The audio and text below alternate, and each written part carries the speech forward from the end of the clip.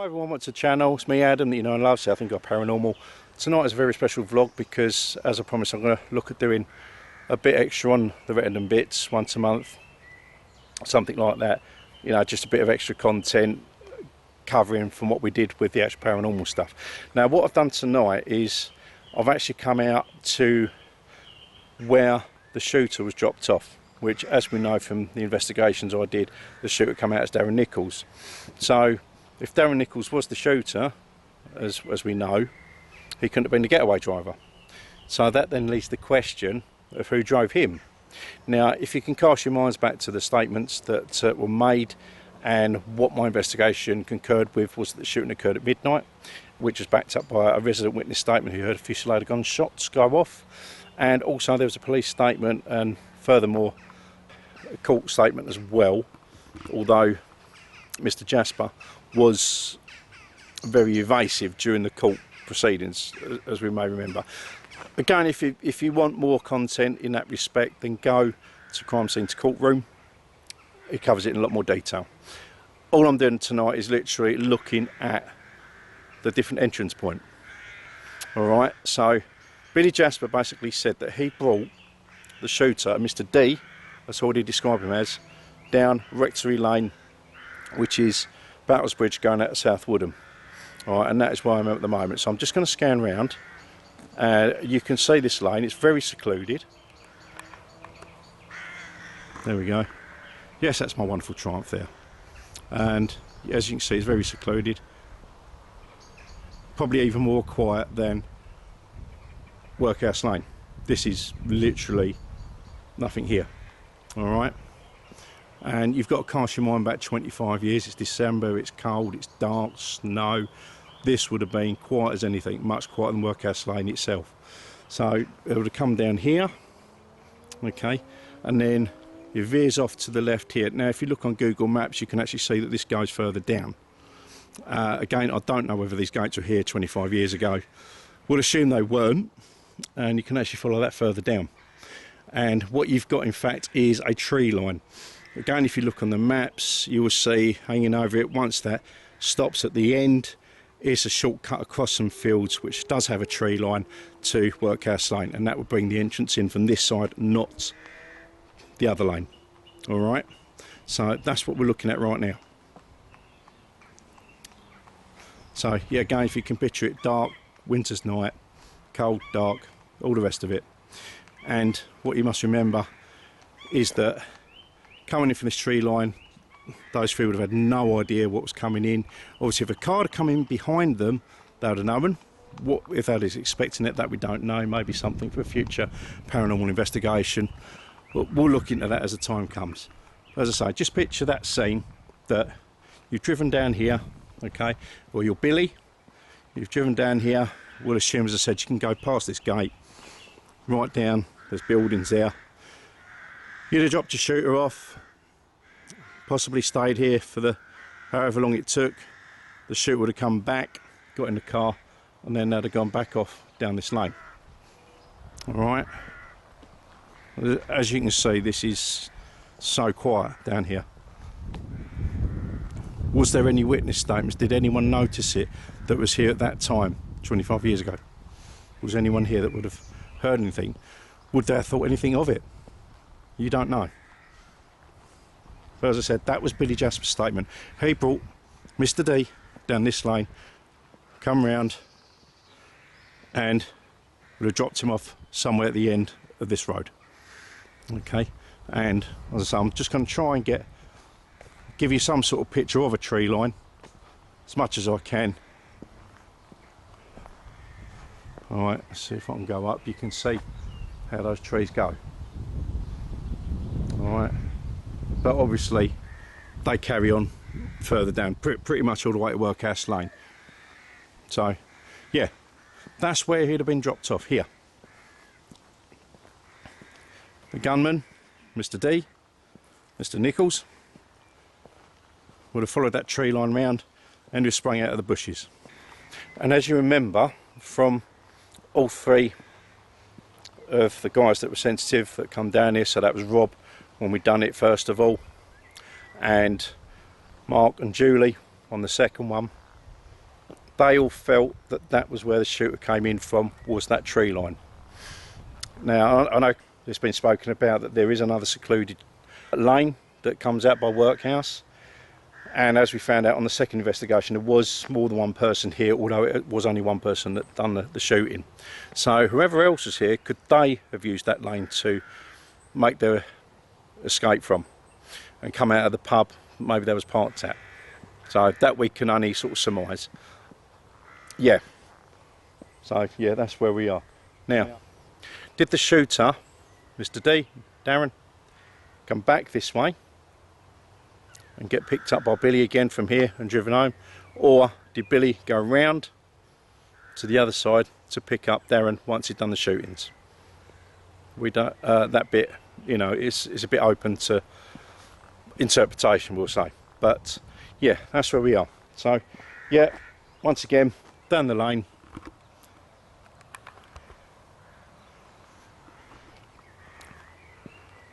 Billy dropped the shooter off here at some point. We'd have gone through the tree line to Workhouse Lane, done the business, and either Billy would have stayed here for the shooter to come back, or he would have gone round and picked him up from the other side.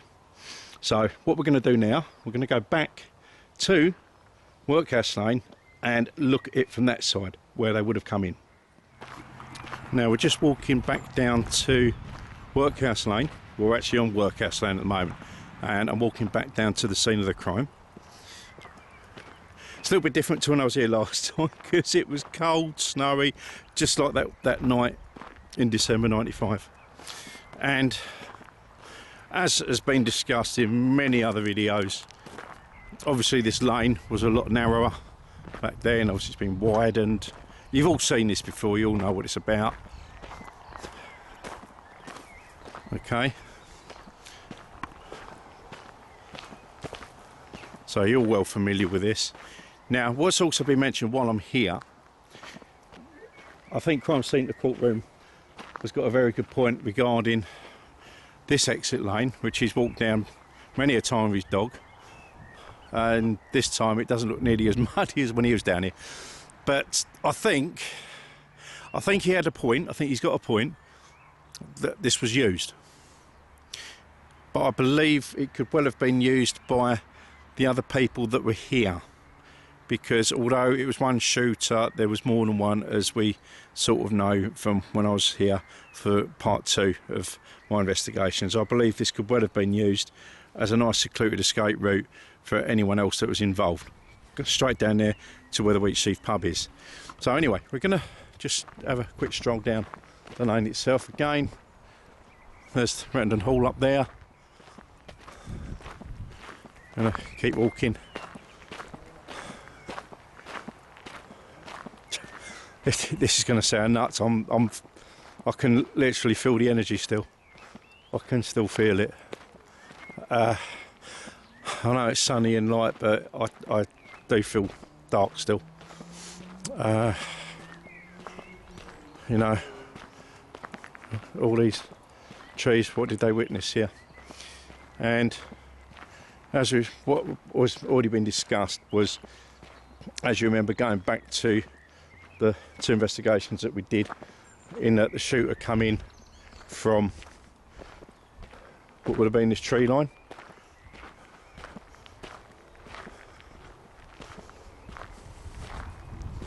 Okay, how far they come up, don't know. Could have come in around here. All right, bearing in mind the shooting occurred there,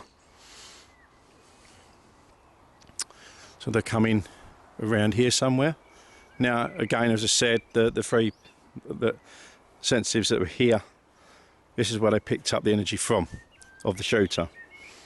Because there is some residual, as Rob said, when there's that amount of emotion involved, it can relieve a residual effect. So, if it come in here, you know, nice, vroom, in the dark, boom, off you go.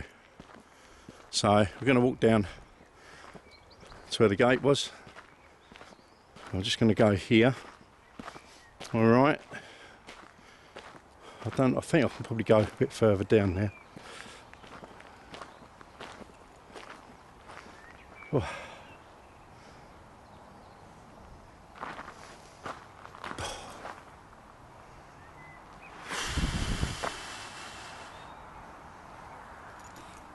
And for the avoiders of doubt, I don't want to stay here long.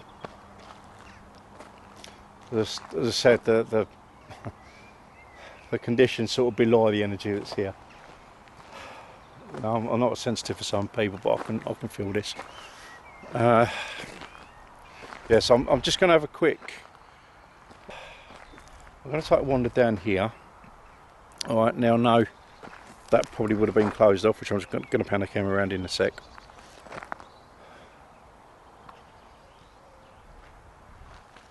So, strictly speaking, I'm not quite sure how much of this was and wasn't here. All right. A part of me smiling because that bench that we sat on, I was adamant I was going to collapse when I sat on it, as it appeared to have gone. I wonder what that's here. So, yeah, you can see this tree line. Look, you would not have been seen from this tree line. The other side of this tree line, you would not have been seen.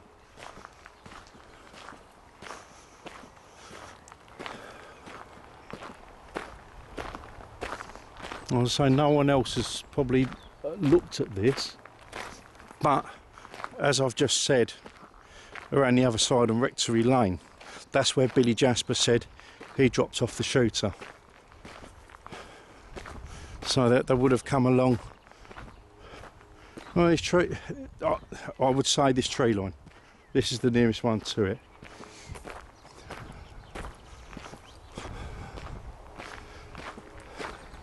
What must have been going through his mind?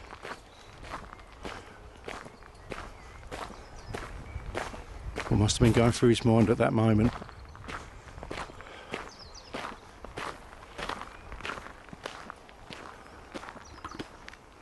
This is very this here feels peaceful, weirdly. This is a Remembrance Garden. Funny, there's a sad sense of irony about this. All this was done to remember those that fell during the wars, that fighting, you know, for peace and goodwill, and something so dark happened just behind here.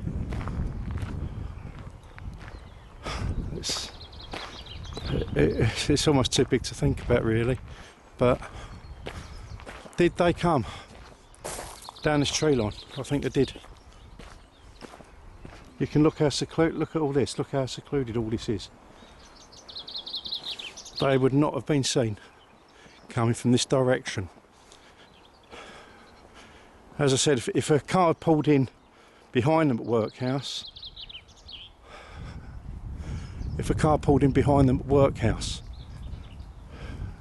there'd been noticed there'd been extra tyre tracks and so on, but it wasn't. All they had was the tyre prints, literally, of a high performance car, which we know is the Sierra, and the rest of it was Range Rover. And as we already know, obviously their Range Rover was there, 44 NPE, and we also know a second Range Rover had turned up, which most would have likely had near on identical tracks.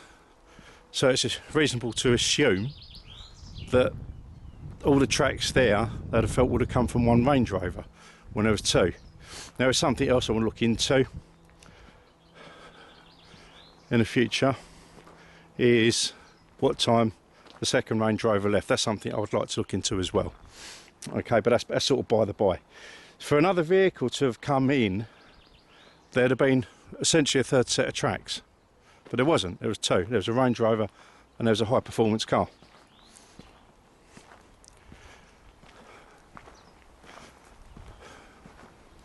So now that makes more sense what Billy Jasper said in his statement, that the shooter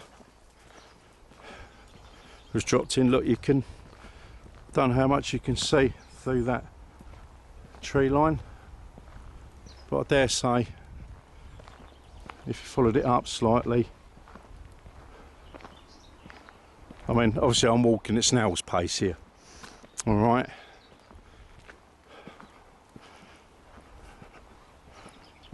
I'll probably go up as far as that gate. But you can look for yourself on Google Maps, so you can see the close vicinity to where Rectory Lane actually finishes to where they were on Workhouse. So yeah, that's about as far as I'm going to walk up to. So it just gives you some perception, an idea of where someone else came in. I mean, over now this is very interesting, and I'll probably come back to this at a later point as well. Now I'm going to scan around in a minute when I get to that gate, and you'll be able to see the lake where the fishing was done. Those were the lakes where the cannabis drop, I believe, was found. Which is what they said they'd come up here for. It was nothing to do with cocaine. And looking at these fields, now I can tell you now, I'm not a pilot, I've flown a couple of times, but my knowledge of aircraft, you'd be hard pushed to land. You might get a Cessna in here if you're lucky, but you'd have to be an exceptional pilot to do so. I think that story was a bit of baloney, to tell you the truth. Well, it was. We know that. But yeah, I'm just going to literally go as far as here, and then we're just going to have a look at the lake. All right, again, there's something I'll come back to, I think. We'll do that on a future episode. We'll come and have a look at the lake. But that could well explain, actually, looking at how big that lake is, that could well explain why they was here for so long. In fact, the more I'm thinking about it now, as I say, you can't go past because it's whatever. Looks like there's a hide up there. But yeah, as I say, I'm not really going to go further than here. But you can picture it in your mind's eye. All right, you follow this tree line down, it will lead you out to Rectory Lane, vice versa. Okay, I'm just going to have a quick toddle down to the lake.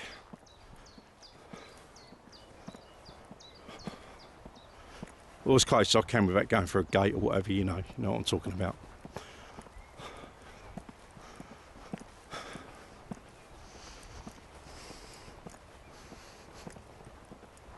Oh my God, the size of that lake.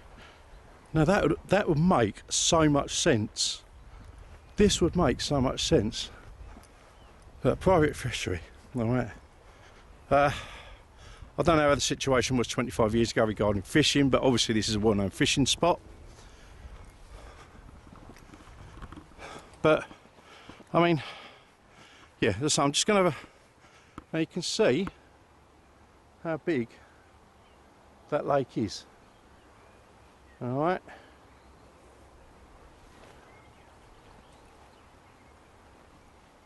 So could that be the reason why they came here around the 7 o'clock-ish mark, all right, and they were still here at midnight? They could have been out searching for this cannabis for hours. We just don't know that. Well, at least not at the moment. It'd be something could look into the future. How I'd do that, I don't know. It'll be a project to work on, I think. But yeah, I mean, look how big that lake is.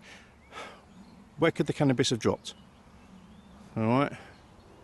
So you could literally be here for quite a few hours looking for it. I can't believe no one's looked at this, and this has literally just dawned on me why they was here for so long. But so what they're doing, sitting in the car for those however long they said. Now, did they find the cannabis? It was in the holdall, and did Nichols take it? Or we just don't know. That could be questions for any future investigation if I do one. As I say, I will. Something for me to mull over. Okay. But yeah, that would explain a lot of things.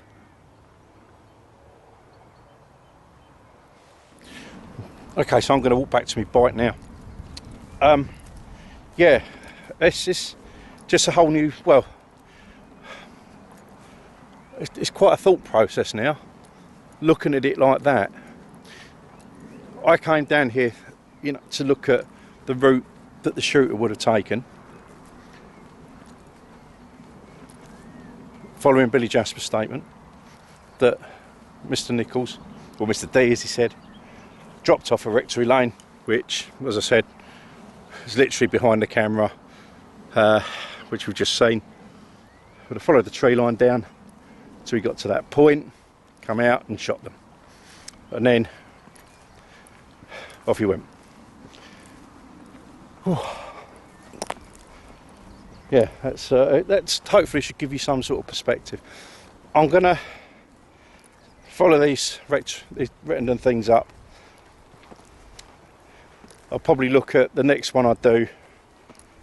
We'll probably look at the route that Billy Jasper took on the next one, and I will probably film it from like a dash cam, head cam perspective, depending whether I'm on the bike or in the car.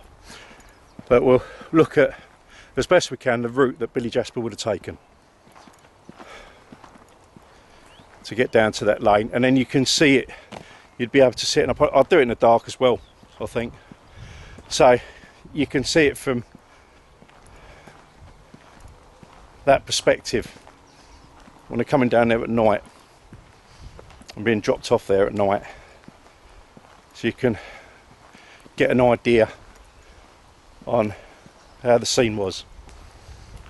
And then obviously walking down here, and then on the following one, yeah, again I will probably look at the lake, put my own thoughts and feelings. Obviously you can give me your own thoughts, you can discuss what I've said, what I might not have said, down in the comments below. It's all up for discussion, as it always is. You know, these are just my thoughts. You can either agree, disagree, and so on. But yeah, there we go.